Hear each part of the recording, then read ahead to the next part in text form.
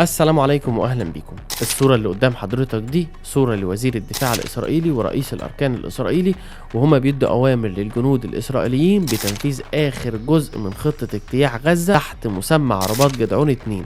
بس اللي يقهرني انا شخصيا ويقهر اي عربي ان الصورة دي جت تاني يوم من اجتماع القمة العربية الاسلامية اللي كان في الدوحة، وكأن اسرائيل بتقول للقادة العرب ولا هممني اي حاجة من اللي انتوا عملتوها امبارح واديني بنفذ الخطة بتاعتي. وهنتكلم بعد دقيقتين في الفيديو ده عن القمة العربية الاسلامية، بس خليني اقول لك دلوقتي اهداف العملية العسكرية بتاعة اسرائيل في غزة دي الاخيرة ايه؟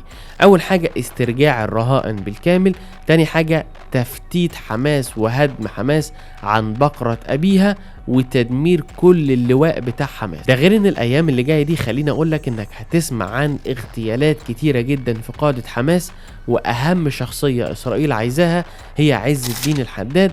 في اسرائيل بيشبهوا الشخصيه دي بالسنوار، وبيقولوا ان احنا لازم نغتال الشخصيه دي، لدرجه ان هم بقوا يوزعوا الصور بتاعه عز الدين الحداد على الجنود. يعني الرساله باختصار احنا داخلين غزه مش عشان نهزر، احنا داخلين عشان نقضي على حماس ونجيب الرهائن بتاعتنا من تاني. وخلينا اقول لك ان ظهور رئيس الاركان الاسرائيلي ووزير الدفاع الاسرائيلي في صورة زي دي، فهنا هم عايزين يوصلوا رسالة للداخل الاسرائيلي ان القيادة العليا في اسرائيل هي اللي بتشرف على العمليات العسكرية في غزة. عرفتوا ليه الفترة اللي فاتت دي كلها نتنياهو عمال يعرقل في المفاوضات لدرجة ان هو قصف الطرف اللي بيتفاوض معاه عشان يخش غزة ويحتل غزة تحت غطاء الرهائن دول؟ بس السؤال هنا، هل اسرائيل هتقدر تخش غزة وتحتل غزة بالكامل وتقضي على قيادات حماس وتفتت حماس بالكامل؟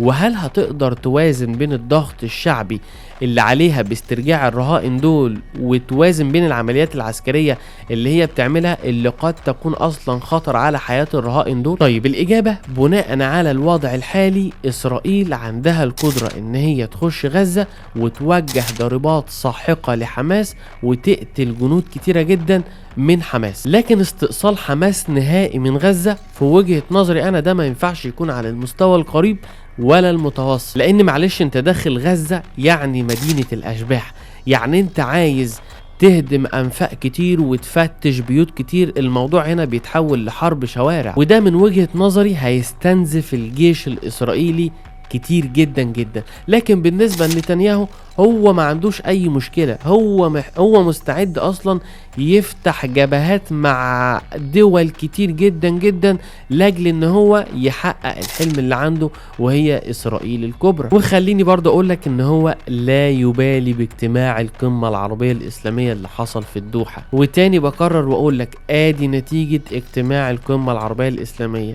احتلال غزة بالكامل. وهنا بقى انا عايز اوجه رسالة لكل الناس المطبلاتية اللي طلعوا يطبلوا على القمة العربية الاسلامية وقال لك ان القمة العربية الاسلامية حققت نتائج كتيرة جدا. فخلينا اقول لك انت بتاخد مسكنات وبتسكن الغضب اللي عندك بس. ومادام مفيش مساعدة على ارض الواقع، وانت فاهم يعني ايه مساعدة عشان انا مش هينفع اقول عشان انت طبعا عارف سياسات الفيديو، مادام مفيش جيش عربي موحد يدخل يساعد فالقمة ملهاش لازمة ايا كان وضعها ايه. وخلينا ابسط لك الصورة، الانسان عبارة عن كلام وافعال. يعني مثلا انت قلت دلوقتي انا هعمل يوم الخميس اللي جاي حاجة معينة، وفعلا جه يوم الخميس وعملت الحاجة دي، فانت اتكلمت وفعلت في نفس الوقت. اما بالنسبة لغزة وبالنسبة لاجتماع القمة العربية الاسلامية هو كلام بس بدون فعل. وانت عارف اصلا الكلام ده ليه؟ الكلام ده لحفظ ماء الوجه، عشان نبين للعالم ان احنا لسه بنساند اخواتنا لا اكتر ولا اقل. وخليني بقى ازيدك من الشعر بيت. نتنياهو في نفس اليوم بتاع القمة العربية الاسلامية كان معاه الوزير الامريكي اللي هو اسمه ماركو. بيقول له ايه بقى يا حبيب قلبي؟ بيقول له نشكرك على زيارة عاصمتنا الابدية. اللي هي ايه بقى؟ عايز اسمعها منك. اللي هي ايه؟ القدس يا حبيب قلبي. لا وخد دي كمان، بيقول للوزير ده اللي هو الوزير الامريكي ده: لأولئك الذين يهتفون بالخارج هتافاتكم أقل خطورة الآن، ووجودك معنا اليوم مستر ماركو أكبر دليل على إن أمريكا تقف بجانبنا. عارفين ده معناه إيه؟